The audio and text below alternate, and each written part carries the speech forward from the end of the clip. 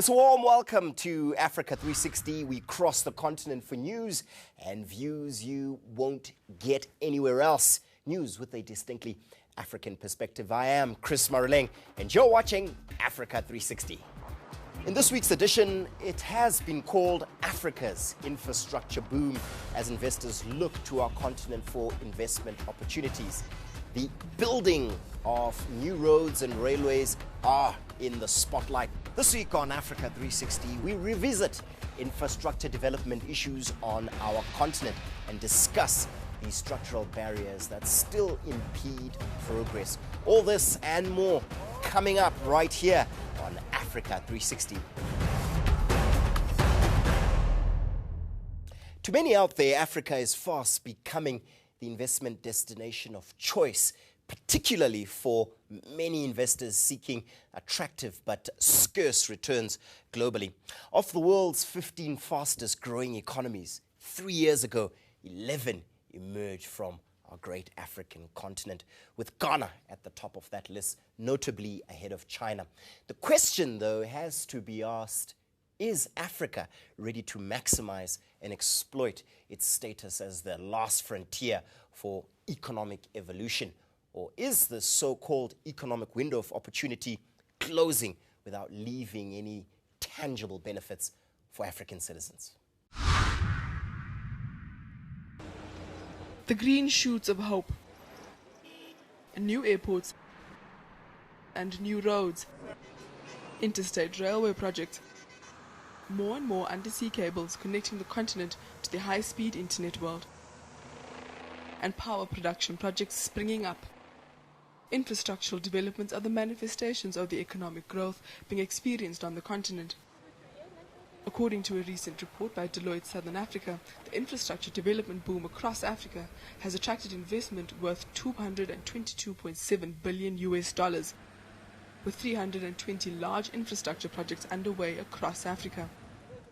Despite the progress, though, there are still challenges limiting growth. One of the major challenges investors say they face in Africa are the so-called structural barriers. These include strict regulatory environments and uncertain political situations. There is the political risk which scares the investors.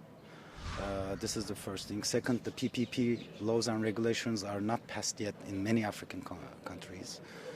These are the major problems. And the PPP concept is not only financial. Apart from the foreign investment in infrastructural development projects, there are also programs developed at home to address the infrastructure gap. The Program for Infrastructure Development in Africa, otherwise known as PIDA, is one example. But more must be done to ensure that solid infrastructure builds strong economies. A very bullish assessment there as far as infrastructure development on the continent is concerned. But as you saw in that report, there are still some structural challenges that need to be overcome in order for this infrastructure boom we are seeing to also benefit the majority of African citizens. It is with this observation in mind that Harith General Partners, the infrastructure development fund on the continent, hosted their 2013 high-level executive dialogue in George, South Africa. The conference theme was Transforming Africa Today, Securing Africa's Economic Future. And Africa 360 was there as media partner. My colleague Nigwe Bikicha facilitated a special Africa 360 panel discussion on the sidelines of that conference. Participating in the discussions were Tshepo Mahloele, who is Chief Executive Officer of Harith General Partners, Todd Moss, a Senior Fellow at the Center for Global Development, and Funke Opeke, who is Chief Executive Officer of Main One in Nigeria. Also participating was Opio Foriokuma, who is the Managing Director of ARM Infrastructure Fund. And this is how our conversation went. Ladies and gentlemen, thank you so much for joining me. Thank you. Without further ado, now Todd, I'll start with you. What do we mean when we talk about this infrastructure gap in Africa, and how large is it? We think of a country like Tanzania, which we think of as a poor country but as a development success. Only about 15% of the population has access to electricity. That obviously can't continue. And if we look at surveys of businessmen across Africa, power, the reliability and cost of power is pretty much at the top of the list for everyone as a constraint on further business and job growth. So it's clear that finding ways to invest more money into power generation and distribution is a critical challenge for Africa across the board. Now, we've been talking about this for many, many years. I mean, I remember as far back as when it was still the OAU, African countries made it a priority to boost infrastructure. Why hasn't it happened? Well, I think in the past, a lot of it was a supply-side response. Let's just build lots of big stuff, and it will work. And what happens when you do it that way is you often build the wrong kind of stuff. And in particular, if the financing isn't linked to the construction, if you're not thinking about how are we going to pay for this over the long term, if that's not your starting point, then you're going to have what are sometimes called white elephant projects, which are big infrastructure that actually doesn't do anything. A bridge to nowhere or a power plant that goes into debt and doesn't produce power anymore.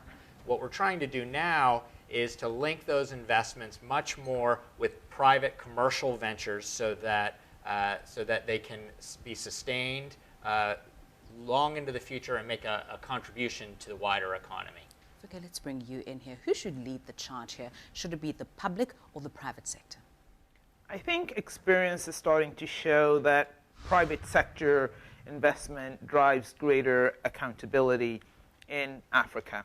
And given the fragile state or evolving state of a lot of our democracies, I think in areas where the private sector has been able to play an active role, our sector, telecommunications being one of that, you've seen tremendous improvements over the past decade of profitable, sustainable growth driven by the private sector. I clearly think going into power, going into transportation infrastructure, not just roads, but rail for the movement of goods, and also air transportation, private sector has to play a larger role. But for the private sector to play that role, certain guarantees need to be in place. And is the public sector beginning to deliver on those, be it, good governance, for example, or secure timelines as to when those projects will be delivered? Are we starting to see that happening? I think in most parts of the continent, from my experience, the awareness is starting to come into the public sector, and you're starting to see policies emerge. The right documents are being put forward and the right statements are being put out into the press. In reality, with respect to policy implementation and ease of cutting through the red tape of government, and actually private sector now implementing against those policy frameworks they put in place, there's still considerable amount of challenges. Okay, I'm going to come back to you and explore what's happening in the telecom sector in a bit more detail and how you got into that. But let's bring you in here because you are one of the biggest players now as Harith as far as managing this 15-year-long Pan-African Investment Infrastructure Fund. What exactly does that entail? I think we moved from a premise which sort of like said, to get the development of infrastructure going on the continent, you're going to need a longer term outlook and a longer term belief in terms of the continent. To build these roads, these telecoms infrastructures, these sort of like all the type of things that you need to get development going, you need a longer term outlook. You need a longer term payback with regard, and financing that with short term capital is very difficult. And what we had been seeing up to now was capital which wanted to be in and out of projects on the continent within a 5-year sort of like period. To build the infrastructure which the continent needs, you're going to need capital and an attitude which takes much longer than that. Let's take a look now at what's happening in Nigeria. We've heard what the priorities are and where the biggest gaps are. Nigeria, problems with power as well and roads, much like South Africa in a sense, but even bigger problems. What has been your experience? Well, as you said, it's a huge challenge. One of the things that we've already done is we invested in, we set up, we financed, and we ran Nigeria's first ever toll road PPP project. So we've certainly had on-the-ground experience and knowledge about what's going on there. We're also co-sponsor with a number of other players, such as Aldwych International, on the Azura IPP, a power project in Nigeria, a 450 megawatt power project. And that is no doubt targeted at challenging and dealing with this power generation problem in Nigeria. But of course, I mean, there are various issues to think about. I mean, part of it is not just money. I mean, money is very important, getting money on the right terms and the sort of long-term patient capital that Tshepo talked about. You can't do these things with short-term money. But it's critically about the mindset of people. We need to move away in Africa from the mindset where government is seen to provide everything. I think in one of the previous sessions, Todd talked about the importance of expanding your tax base. For me, the tax base is not just so much about the tax rates. It's about how wide you cast your net and who comes into that. Now, the statistics available in Nigeria, and I dare say in most of sub-Saharan Africa, are quite scanty.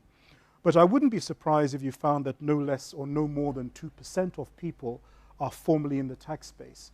And that's typically people on pay-as-you-earn schemes, people who are actually in full-time employment and the rest. Because Africa has this large informal sector, there's a huge percentage that are not there.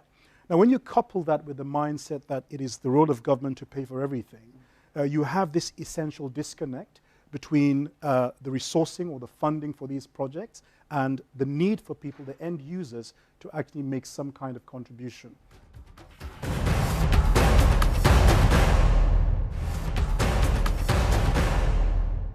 Now, Todd, one of the issues that we dealt with earlier was the fact that there's this perception of risk about investing in Africa. But from what we're hearing, the returns are far greater, Todd. Yeah, look, I think that it's very clear you need three things to get the big institutional investors. Tshepo mentioned the African pension funds, which are going to be critical players in funding African infrastructure. There are lots of big institutions outside. I live in the eastern United States. We're now starting to see interest from university endowments, from foundations, and even from some of the typically very conservative pension funds, some of the state employee funds, some of the state teacher union funds that are now starting to pay attention to Africa. They're starting to get an interest in Africa. So that interest, that first step, is already happening. What you need to make that work is you also need now vehicles and you need scale. So in vehicles, there are just not that many bond issuances. There are not that many funds out there that a big institutional investor can put money in and feel confident. That's why the things that Harith and other players are doing is so important, because they're playing that role of aggregating projects in a way that outsiders could put big pieces of capital to work. I'm glad that you raised Nigeria, because Nigeria is going to be one of these drivers of scale. Sometime in the next 5 to 8, maybe 10 years, but soon Nigeria will pass South Africa as the largest economy in sub-Saharan Africa. It's 170 million people and rising. It's going to be a major market, and trying to get those projects to scale that could interest some of the large outside investors, I think, will be essential. All right, fantastic. Thank you. I did say I would come back to you on the telecoms issue.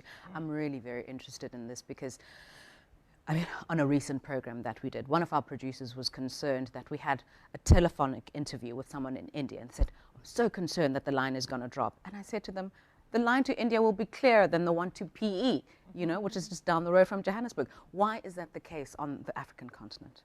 The reason is tied to infrastructure. And what has happened over the past 5 years is a lot of submarine cables have gone in, one which we put down the coast of West Africa, interconnecting with Europe and other parts of the world that are already very well connected. And so the performance in terms of international connectivity with most large cities in Africa has been resolved, so to speak. The challenges you now have are distribution within the continent, moving from the coastline cities to secondary cities to the landlocked countries, and that's why you still have those challenges.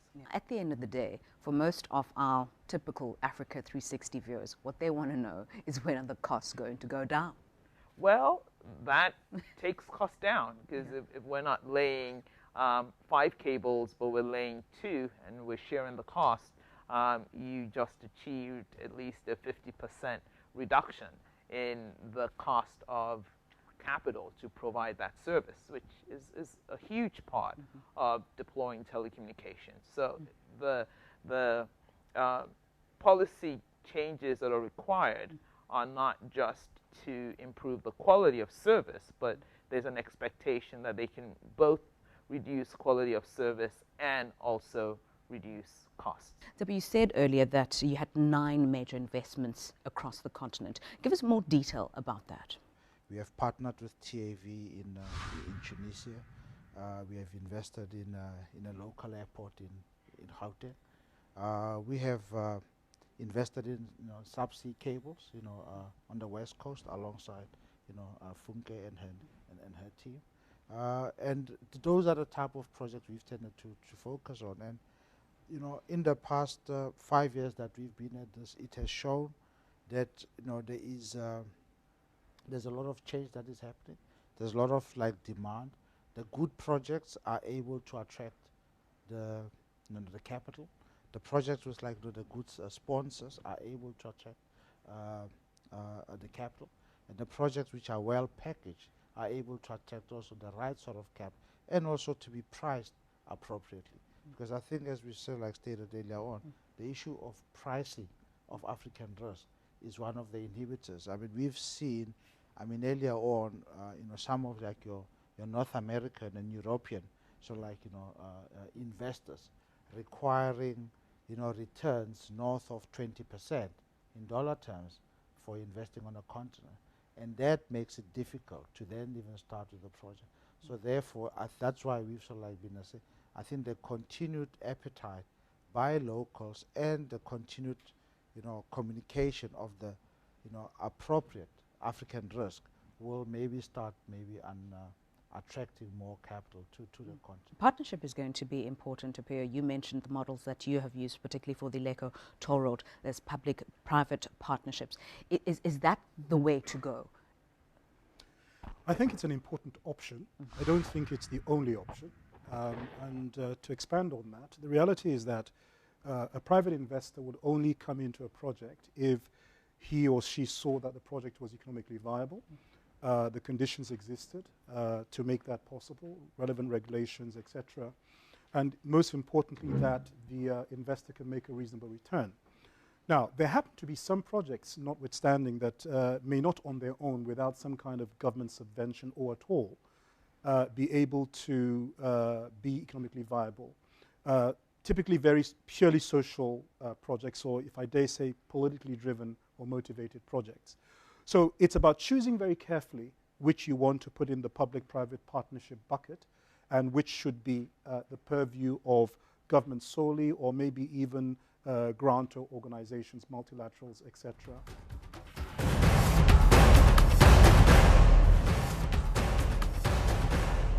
Let's take some questions from our audience now.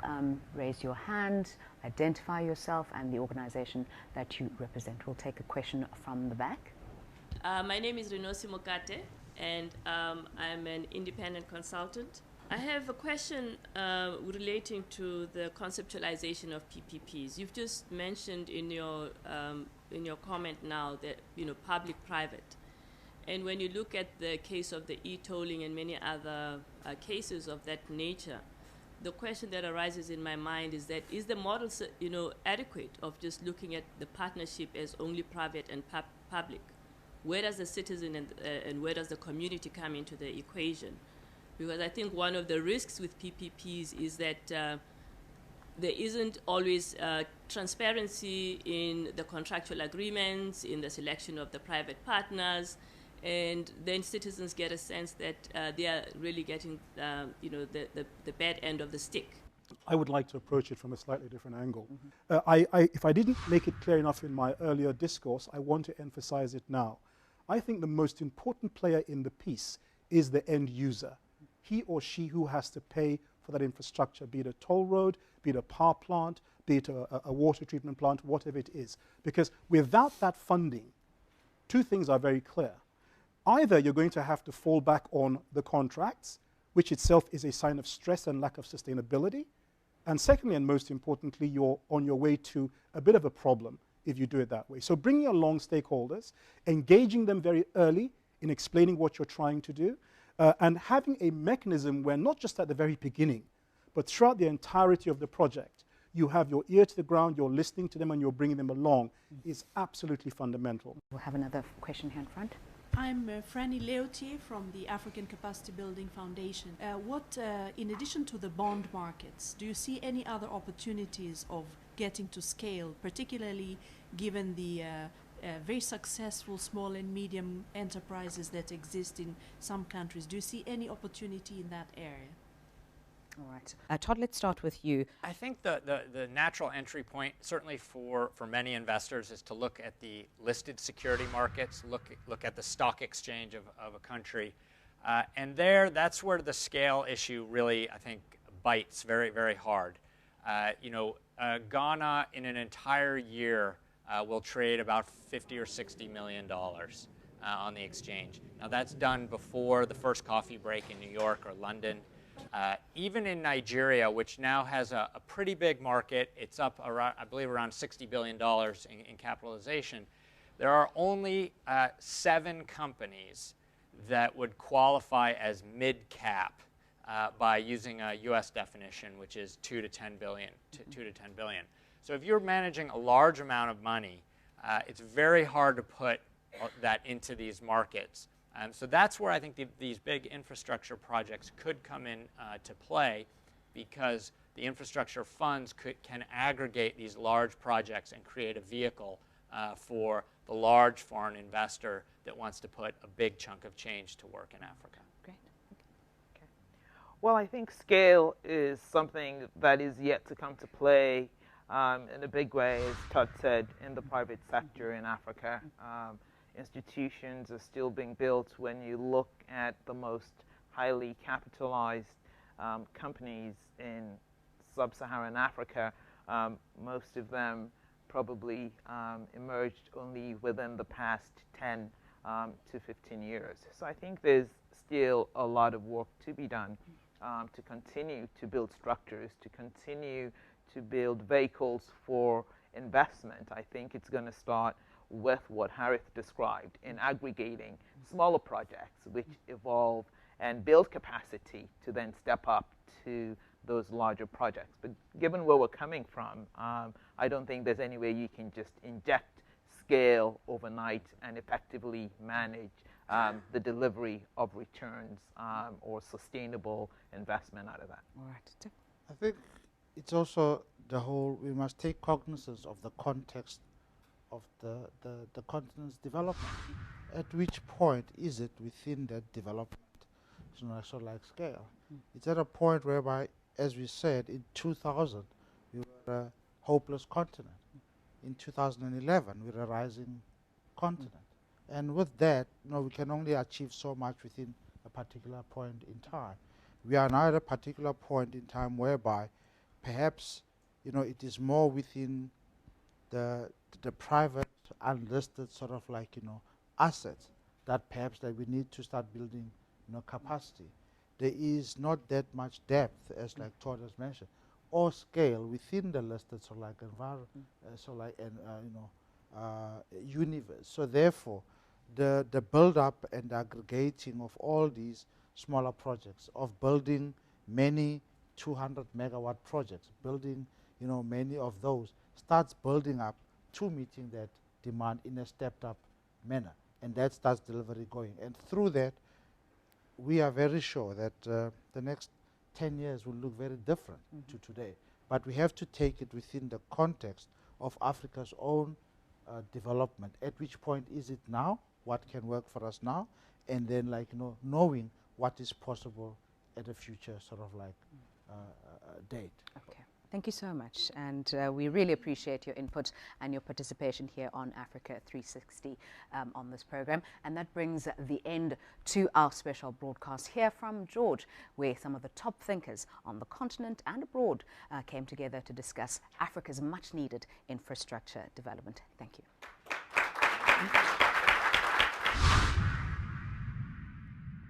I certainly hope you enjoy that conversation that was facilitated by my colleague Nigwe Bekiche there on Africa 360. That does, though, bring us to the end of yet another edition of your program. We'd also like to thank Harith General Partners for organizing that high-level executive dialogue. I hope you've enjoyed the show as much as I did. You can join the debate by liking our Facebook page or tweet us your views on Africa360_ENCA. You can also always send us an email at africa360@enca.com. So until next time, we look forward to bringing you Africa like you've never seen it before. Do take care.